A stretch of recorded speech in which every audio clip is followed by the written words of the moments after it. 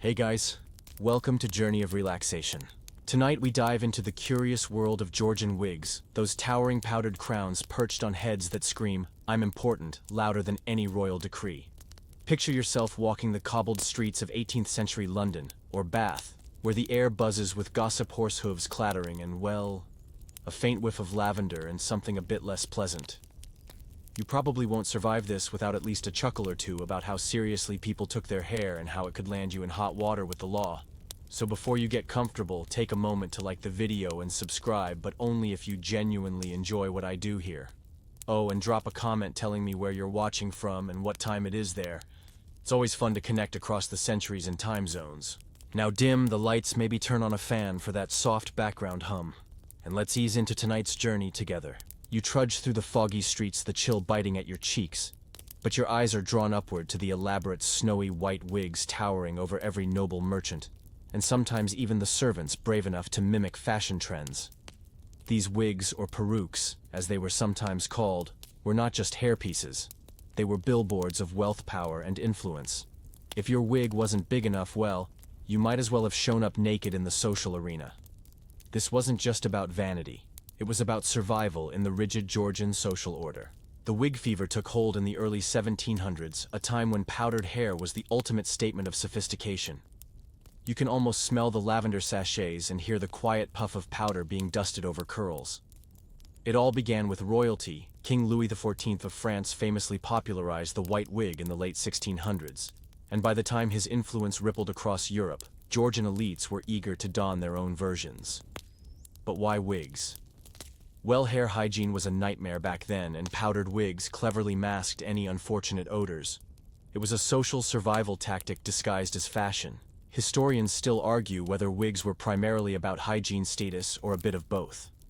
Some say the craze was a form of social armor helping elites maintain their distance literally and figuratively from the common folk. Others suggest it was a political statement. To wear a wig was to wear allegiance to certain powers and fashions. What's remarkable is how quickly the wig went from royal court to street corners. Barbers became wig stylists. Wig shops popped up like mushrooms after rain. Even clergy and judges sported them, cementing wigs as symbols of authority and respectability. But behind this grand display lay an often overlooked reality. Wigs were heavy, itchy, and required constant care. You didn't just put one on and forget it. They demanded hours of styling, repowdering, and oddly enough licensing. Yes, licensing, but we'll get to that later. For now, imagine standing in a crowded Georgian ballroom. The chandelier's flickering light bounces off the powdered curls and lace collars. The air is thick with perfume and whispered gossip. Every wig tells a story of ambition, rebellion, or sometimes scandal. Speaking of scandal, did you know that some Georgian wigs were rumored to be stuffed with anything from horsehair to dead insects? It sounds like an urban legend, but such stories fueled a sense of horror and fascination around wigs that only added to their mystique. And so you step deeper into this hairy world where every curl carries weight, not just on the head, but in society itself. You find yourself drifting through Georgian streets again, but now you're focused on how those wigs, those seemingly frivolous flourishes, actually began their conquest. It wasn't overnight, and it wasn't just because some king decided to toss on a white mop. No, the origins of the Georgian wig craze are a tangled weave of royal influence, practical concerns, and of course, the ever-present human desire to one-up your neighbor. The story starts in the late 17th century with King Louis XIV of France. You know him as the Sun King, the monarch who practically invented the idea of dressing to dazzle. Louis's signature long curly wigs weren't just a fashion statement, they were a political power move. Wigs hid the king's aging and illness, projecting an image of eternal youth and strength. His courtiers followed suit, and before long, wigs became synonymous with aristocratic status. This French fashion floodgated England, where the Georgian era's early wigs began to sprout. But wigs weren't just for the aristocracy. As you stroll past market stalls and tavern doors, you notice the growing middle class beginning to sport smaller, less extravagant versions. Merchants, lawyers, and even some doctors adopted wigs as badges of respectability. It was as if wearing a wig was an official "I've made it" stamp. Yet the practical side can't be ignored. Back then, hygiene was a game of chance, not science. Frequent bathing was rare, and lice infestation was a constant nuisance. People shaved their heads to fight these pests, and wigs offered a clean, manageable alternative to their natural hair. Powdering the wigs masked odors, and the layers of curled hair created a visual barrier from the grime below. Historians still argue whether this practical reason outweighed the status signaling, or if the two reasons grew hand in hand. Some scholars propose that wigs were initially practical but became fashion accessories, while others suggest that they were always meant to mark social standing. Either way, the wig became a social currency. Meanwhile, wig shops blossomed in cities like London and Bath, bustling with artisans who carefully crafted each hairpiece. These wig makers, known as peruke makers, were part craftsmen, part alchemist.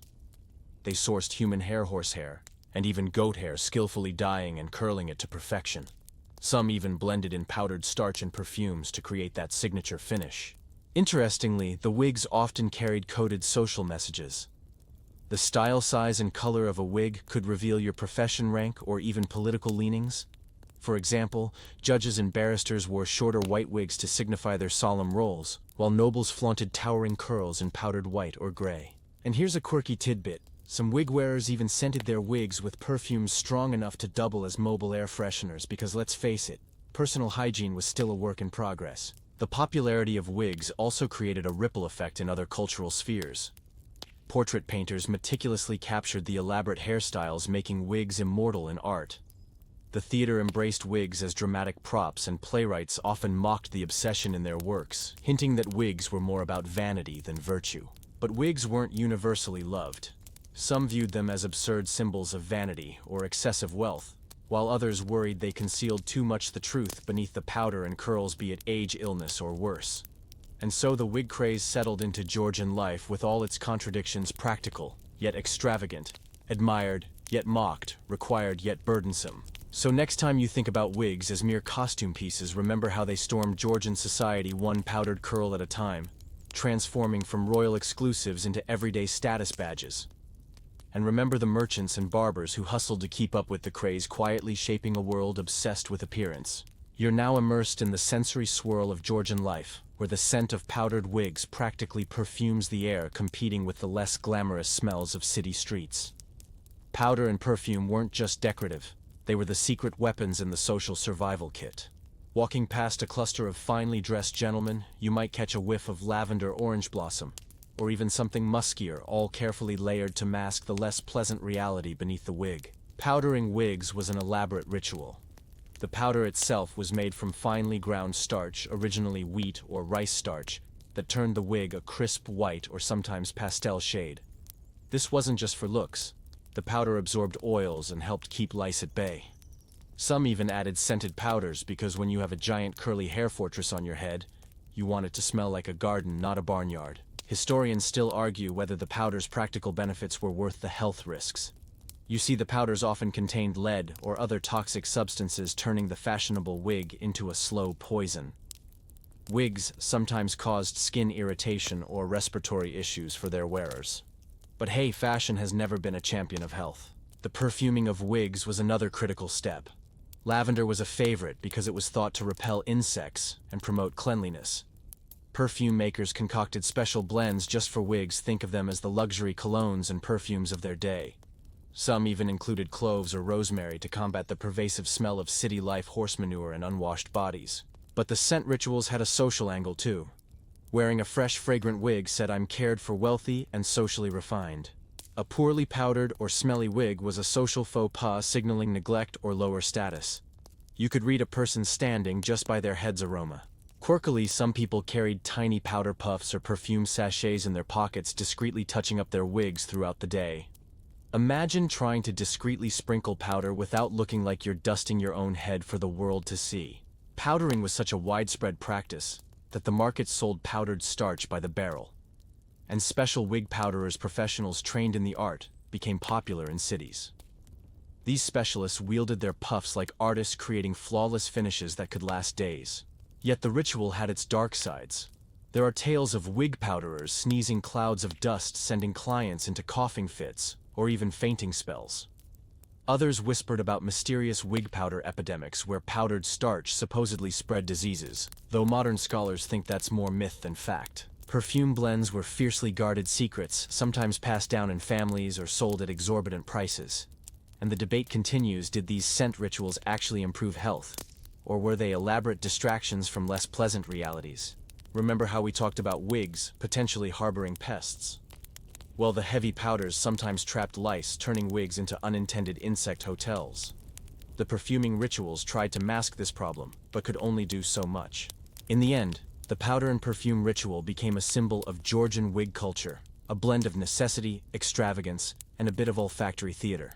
So when you picture those powdered wigs, imagine not just the white curls, but the scent cloud trailing behind a fragrant yet fragile shield against the gritty world below. You're now stepping behind the scenes of this Georgian hair spectacle, entering the secretive world of wig makers, the artisans and alchemists who transformed mere hair into lofty statements of style and status. These craftsmen weren't just putting curls on heads. They were shaping social order, wielding powers equal to any politician or noble. Wig making was an intricate and highly skilled craft. Imagine a workshop filled with drying racks holding strands of human, horse, and goat hair. Some dyed, some natural, all destined to become the perfect curls or waves. These peruke makers carefully sorted cleaned and styled hair, often blending different types to achieve the ideal texture and volume. The best wigs were lightweight, yet voluminous, durable, yet delicate in appearance. But here's the twist: wig making was almost an alchemical art. Wig makers mixed powders, perfumes, and occasionally secret ingredients thought to preserve the hair or add shine. Some even used mysterious substances rumored to make wigs repel lice or last longer. This blend of craftsmanship and chemistry gave wig makers a kind of magical reputation.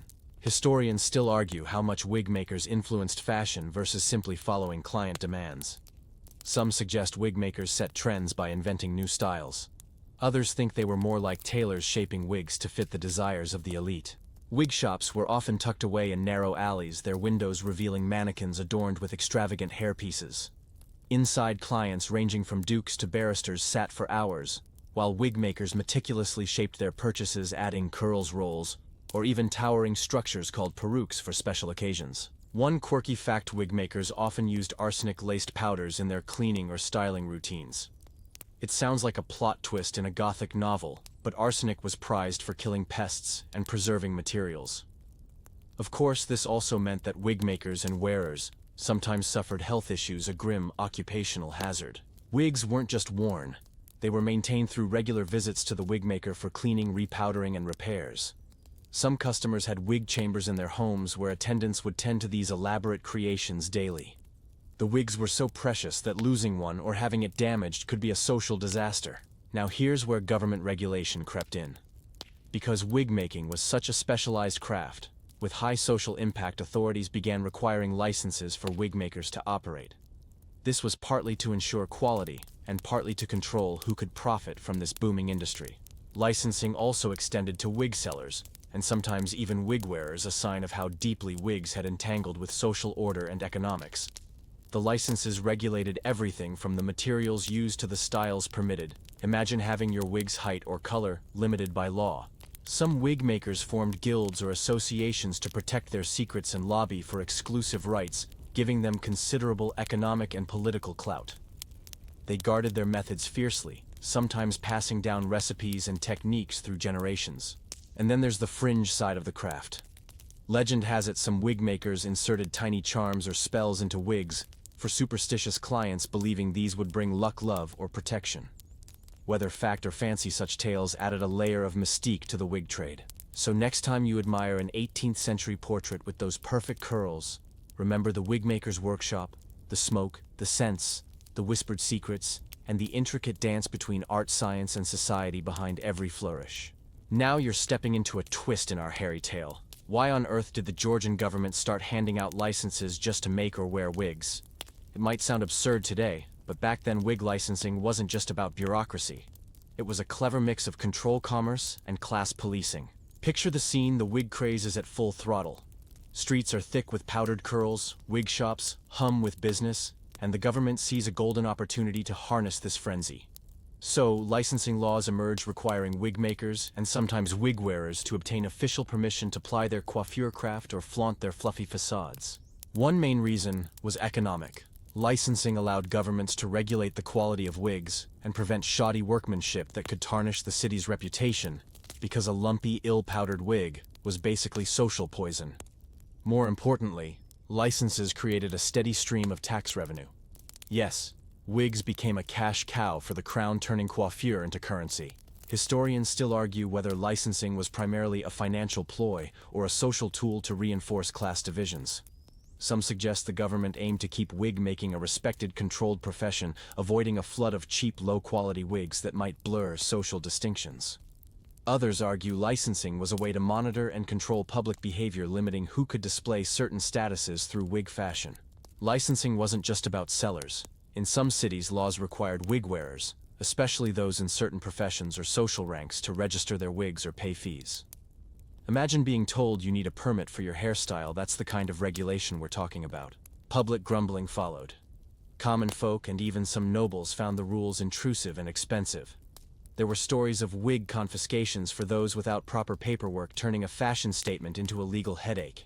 The absurdity of being fined for your hair was fodder for satirists and pamphleteers, who mocked the system mercilessly. Interestingly, some wig makers and wearers tried to dodge these licenses through secret wig salons or underground markets. These wig speakeasies became hotbeds of style rebellion and rumor, where the unlicensed could get their curls done away from prying eyes. Licensing also intersected with health concerns. Authorities used licenses to enforce standards in wig hygiene, trying to combat the growing fear that wigs spread lice and disease. This added a public safety dimension to what might otherwise seem like petty hair policing. And here's a fringe twist: some licensing documents even detailed wig color and style restrictions, effectively turning fashion into law. It was a bit like getting a driver's license with a dress code attached, absurd, but oddly effective. This system lasted decades, intertwining wigs with governance in a way few other fashion items have experienced. It showed how seriously wigs were taken, not just as adornments but as symbols and tools of societal order. So, while today you might laugh at the idea of needing a license to wear a hairstyle in Georgian times, it was a very real and often contentious reality. Next time you spot a portrait of a powdered wig, remember the paperwork, taxes, and legal hoops behind those elegant curls. The wig craze had an unexpected side hustle. It turned into a veritable goldmine for the crown.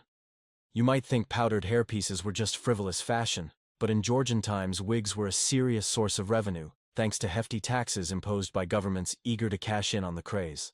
Imagine the taxman's delight as he eyed the sprawling wig industry shops bustling with customers, wealthy elites flaunting their towering coiffures, and countless pounds of powder flying through the air.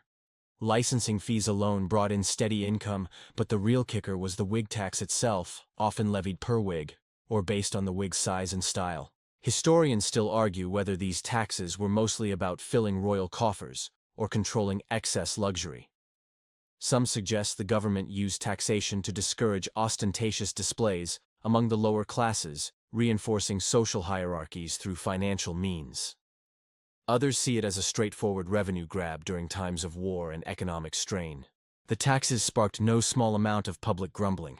After all, paying extra just to wear your hair was a novel kind of insult to the ego. Pamphlets and satirical cartoons of the day mocked the hair tax, depicting hapless citizens being hauled off for unpaid wig duties or sporting makeshift hairpieces to dodge the fees. This led to some clever and sometimes bizarre wig dodges. Some folks wore smaller, less elaborate wigs, or switched to natural hairstyles for tax reasons, while others crafted homemade wiglets that skirted regulations.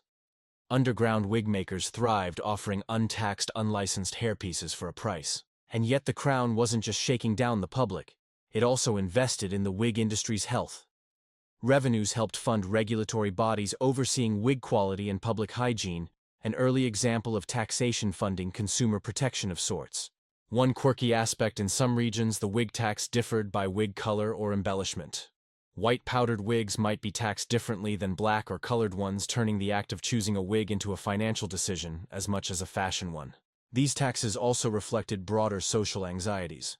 The government worried about the economic strain caused by excessive spending on wigs, especially when large amounts of income funneled into maintaining hairpieces instead of other essentials.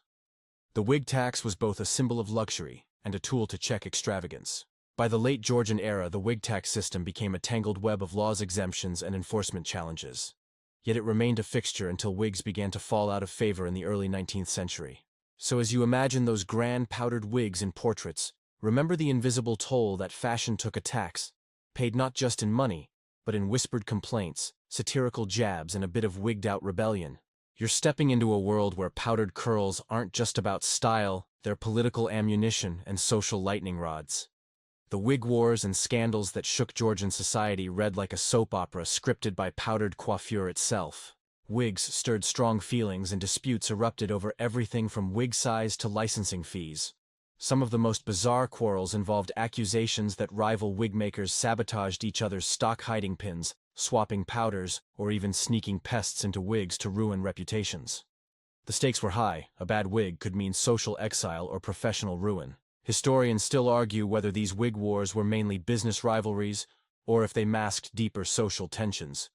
Some suggest that wig disputes were proxy battles over class power and identity with hair as the battleground. Others view them simply as cutthroat competition in a booming industry. One infamous scandal involved a prominent wig maker accused of using stolen hair, leading to a public trial that fascinated the gossip-hungry public. The defendant's elaborate denials and accusations flew like powder clouds in a wig maker's shop, turning courtroom drama into a spectacle of wigs, wealth, and wiles. Wigs also became a tool in political protests. In some cases, citizens refused to wear licensed wigs to defy government control, sparking standoffs that mixed fashion with civil disobedience. Satirists seized these moments, caricaturing both the government's heavy-handedness and the populace's wigged-out frustrations. There were even bizarre stories of wigs being burned in protest or confiscated by authorities during crackdowns on unlicensed wig makers. These acts were as much about symbolism as enforcement. Destroying a wig was like tearing down a social mask or a badge of privilege. And let's not forget the personal dramas. Rival nobles competed over whose wig was taller or more elaborately curled, sometimes leading to duels or public insults. Court life was rife with whispered rivalries where a fallen curl was as damaging as a whispered scandal. Some fringe tales even hint at secret wig societies where members swapped styles, rumors, and perhaps even plotted social moves behind their voluminous hair. These clandestine gatherings added a layer of intrigue to the wig world, blurring lines between fashion and furtive politics. So, when you picture those powdered wigs in portraits, remember the powder clouds weren't just cosmetic. They were smoke signals in a society alive with rivalry, rebellion, and scandal. You're walking through the less glamorous alleys of Georgian cities now, where beneath the glittering wigs and powdered curls lurks a darker truth. Wigs weren't just style statements. They were potential health hazards. The hygiene controversies around wigs fueled rumors, fear, and sometimes outright panic. Back then, cleanliness was a challenge. People bathed infrequently, and lice infestations were common. Shaving one's head was a practical solution to the problem. But wigs introduced new issues. Because wigs were worn repeatedly, sometimes for weeks without thorough cleaning, they became cozy homes for lice, fleas, and even mites. Historians still argue about the scale of this problem. Some believe the hygiene concerns were exaggerated, used by critics of wig culture to shame the fashionable. Others point to contemporary medical writings warning of peruke plague, suggesting the risks were real enough to warrant public health concern. One fringe theory even claims that wigs were responsible for spreading scalp diseases, though it's hard to separate fact from fiction here. Still, the association between wigs and pests stuck in the public imagination, feeding gossip and suspicion. The heavy powders used on wigs didn't help. While meant to repel insects, they sometimes trapped dirt and dead skin, creating an ideal environment for parasites. The constant layering of powder, oils, and perfume could suffocate the scalp, causing irritation and infections. Some medical professionals of the time recommended frequent wig removal and cleaning, but this clashed with social expectations. Removing your wig too often was akin to revealing your true self, a risky move in a society obsessed with appearances. To combat these concerns, wig makers and authorities introduced hygiene regulations as part of the licensing system. Wigs were to be cleaned regularly, sometimes boiled or aired out to kill pests. Special wig powders were formulated with insect-repelling ingredients, though their effectiveness varied. Oddly enough, some people took hygiene to extremes, employing personal wig attendants to maintain and inspect their wigs daily. These attendants used fine combs, scented sachets, and even small brushes designed to chase away unwanted hitchhikers. The association of wigs with uncleanliness even seeped into literature and satire. Writers mocked the idea of wearing bug hotels on one's head, and caricatures often showed wigs teeming with imaginary insects. Despite the risks and rumors, wigs remained stubbornly popular, their social power outweighing the hygiene concerns. This tension between appearance and health was a defining feature of the Georgian wig era. So as you picture those glossy curls and powdered clouds, remember the unseen battles fought between wearer pest and powder, a hairy hygiene saga with no easy solutions. You drift now to the fringes of Georgian wig culture where rebellion curls up in the wildest, most bizarre hairstyles, and the rules are broken with every outrageous tuft. These were the wig rebels, the dandies, dissidents, and eccentrics, who flipped the powdered establishment on its head literally. Not everyone was content with the stiff white coiffures dictated by law and custom. Some bold souls crafted wigs that defied convention, wildly colored, towering beyond accepted heights, or adorned with odd ornaments like miniature ships, animals, or even scenes from current events. Yes, you read that right. Wigs became wearable dioramas, the original social media. Historians still argue whether these fringe fashions were purely eccentric or purposeful acts of defiance. Some suggest rebellious wigs were a way to mock social norms and poke fun at the licensing system, while others view them as personal expressions of identity in a rigid society.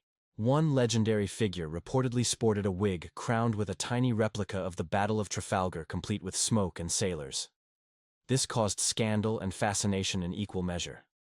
Secret gatherings of wig rebels, sometimes called hair salons, both literal and figurative, were rumored to share styling tips and subversive gossip far from the prying eyes of the law. These wig renegades often operated underground, getting their outrageous creations from unlicensed wig makers.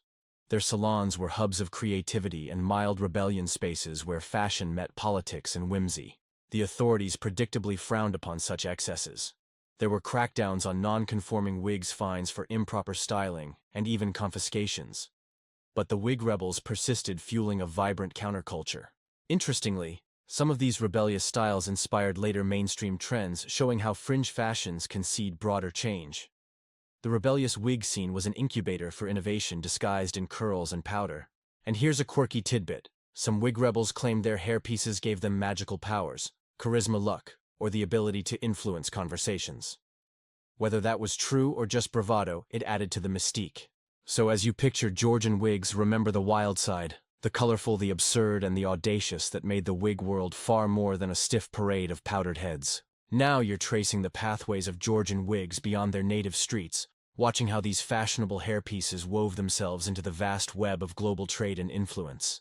Georgian wigs weren't just a local phenomenon, they were part of a broader cultural and economic exchange spanning continents. Ports buzzed with merchants trading not just spices and silks, but also hair and wig-making materials. Human hair from Eastern Europe, horsehair from Central Asia, and exotic dyes from the Americas made their way to wig-makers' workshops, creating wigs that carried the scents and styles of far-flung lands. Historians still debate how much foreign trade shaped wig fashion versus local innovation. Some argue that the global hair supply allowed for unprecedented wig diversity and quality, while others suggest the core styles remained firmly Georgian, with imports mostly supplementing materials. Wig fashion also traveled the other way. Georgian styles influenced European courts and colonies, with wig trends crossing the Atlantic to the Americas and beyond. Colonial elites adopted the powdered wig as a symbol of allegiance and civility, even as revolutionary sentiments brewed. The international wig trade created complex economic relationships. For example, hair sourced from slaves or indentured servants was sometimes used in cheaper wigs, intertwining wig culture with the darker realities of global commerce and exploitation. A fringe topic still gaining attention in scholarship. In major ports like London and Bristol, specialized warehouses stored vast quantities of hair and wig supplies, turning these cities into hubs of wig production and distribution. The wig industry thus became a significant economic sector, linked to shipping, commerce, and fashion. Interestingly, Georgian wigs were sometimes smuggled across borders to evade taxes or licensing laws, adding a shadowy side to their global journey. Underground wig markets thrived in cosmopolitan port cities, feeding demand beyond official controls. The trade also influenced wig styles. For instance, dyes imported from Asia introduced pastel colors, while African and Native American influences appeared in some experimental designs, blending cultures and curls. And here's a quirky note. Some wig makers prized hair from certain regions, believing it had superior texture or energy, a belief blending trade with folklore. So as you imagine those grand wigs, think of the long winding routes from faraway lands through bustling ports to Georgian streets, each curl carrying stories of trade, power, and cultural exchange. You're now slipping into the social codes woven tightly into every strand of Georgian wigs, where hair became a language of gender class and power. Wigs didn't just crown heads, they enforced and sometimes blurred the strict boundaries of society. In Georgian times, who wore what wig and how was deeply tied to your place in the social hierarchy. Nobles flaunted tall, elaborate wigs dripping with curls and powder, while middle-class professionals opted for smaller, less ornate versions. The working class, meanwhile, usually avoided wigs altogether, or wore modest, practical styles if they could afford them. Gender norms were equally strict, but with intriguing exceptions. Men were the primary wig wearers in public and professional settings, but women's hairstyles often mimicked the grandiosity of male wigs with towering powdered coiffures and elaborate curls. This sometimes blurred lines, leading to debates about femininity, propriety, and fashion's role in reinforcing or challenging gender roles. Historians still argue how much wigs reinforced versus disrupted these social divisions. Some see wigs as clear markers that maintained class distinctions and male dominance, while others note moments when wig fashion allowed subtle subversion, women adopting styles that echoed male power or lower classes, mimicking elite wigs in rebellion. Certain professions had wig rules. Judges and lawyers wore specific styles symbolizing their roles and authority. Clergy sometimes adopted wigs to reflect piety or social rank. Military officers and politicians had their own wig codes, creating a visual shorthand for power and duty. One quirky fact: some men shaved their natural hair entirely to better fit under their wigs, while women sometimes used wireframes inside their hair to support extravagant styles. These physical efforts underscore how seriously wig fashion dictated identity. Licensing laws even specified who could wear what types of wigs, making hair a regulated social tool. Wearing an unlicensed or inappropriate wig could lead to fines or social ostracism. Imagine being called out just for your hairstyle. Yet wig fashion also offered moments of playful ambiguity. Some dandies sported styles that blended masculine and feminine elements, hinting at personal expression beneath the powdered surface. This wig-mediated gender play was both daring and dangerous in a conservative society. So wigs weren't just about hair, they were about who you were allowed to be, who you wanted to be seen as, and how society policed those identities. Each curl was a thread in the fabric of Georgian social life, both binding and revealing. You find yourself surrounded by whispers, superstitions, and odd tales spun around the wig culture that flourished in Georgian times. Beyond the powder and curls, wigs carried a shadowy aura of mystery, folklore, and a fair share of the downright bizarre. People believed wigs held power, sometimes good, sometimes eerie. Some thought a wig could trap a person's spirit or essence, making it a potent talisman or a dangerous conduit for curses.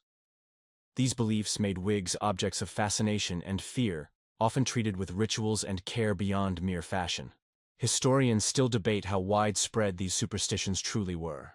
Some argue they were confined to rural areas or lower classes, while others find evidence that even aristocrats indulged in these beliefs in private. One curious superstition was that cutting a lock of someone's wig could give you power over them, a kind of hair-based witchcraft. People sometimes hid pieces of their wigs or tied ribbons around curls to protect against envy or evil eyes. There were also stories of wigs coming alive at night, shifting curls or whispering secrets to their owners.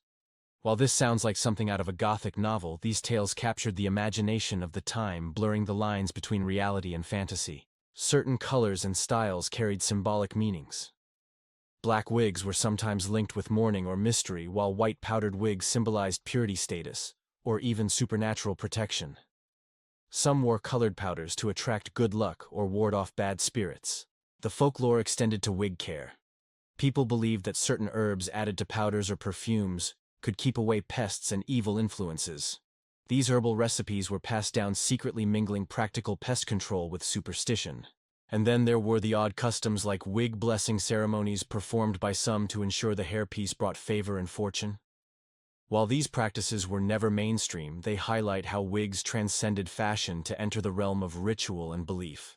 Quirky fringe theories suggest wigs were sometimes used in secret societies as symbols or tokens of membership, adding another layer to their enigmatic role in society. So as you picture those elegant curls and powdered crowns, remember the whispers and wonders woven into every strand.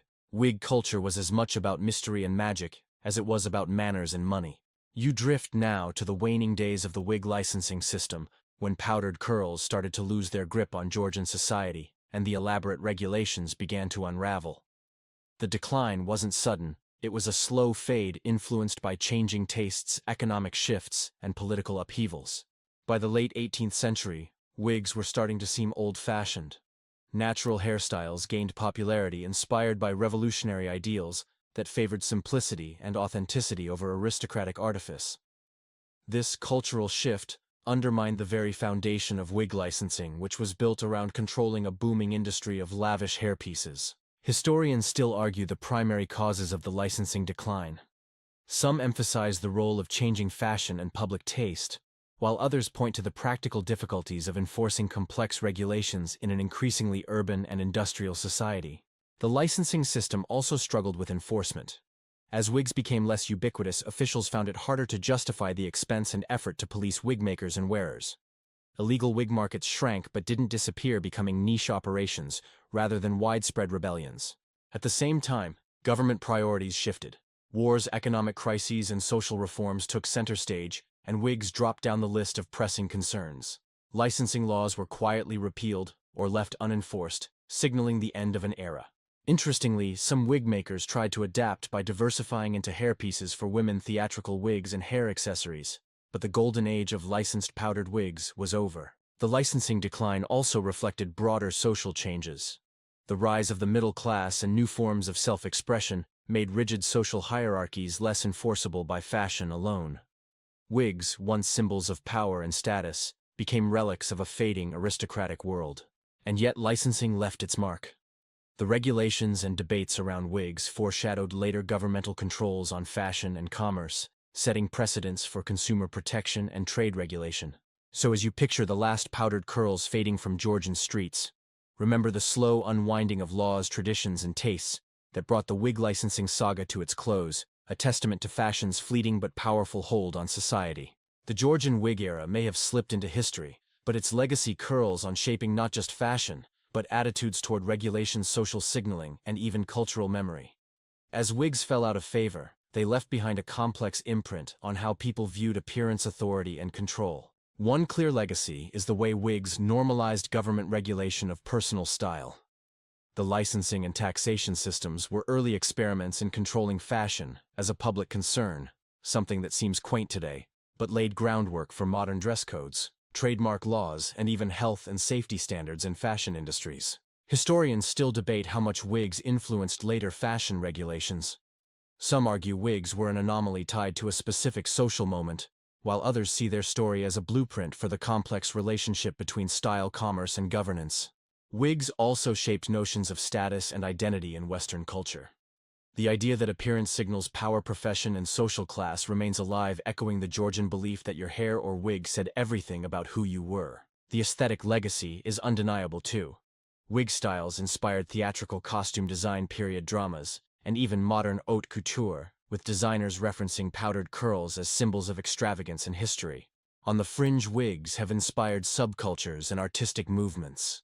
From punk's spiked hair rebellion to cosplay's elaborate headpieces, the spirit of wig audacity lives on in various forms.